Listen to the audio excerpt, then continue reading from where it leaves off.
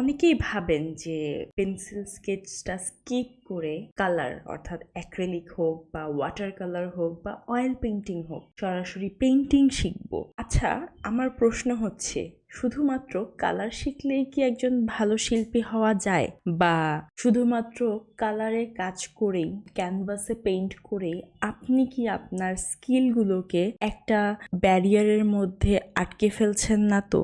হ্যাঁ, এখন কালার দিয়ে কাজ করলে, ক্যানভাসে পেইন্ট করলে, তারপরে কালার দিয়ে একটা কমপ্লিট পেইন্টিং শেষ করলে খুব সুন্দর একটা কাজ দাঁড়ায়, খুব কালারফুল হয়, খুব রিয়েলিস্টিক হয়। কিন্তু এখানে রিয়ালিটিটা হচ্ছে কিন্তু আপনি শর্টকাটে করতে গিয়ে বা শুধুমাত্র কালারফুল জিনিস শিখতে গিয়ে আপনার কালার স্কিলকে আপনি একটা বাউন্ডারির মধ্যে ফেলে দিচ্ছেন।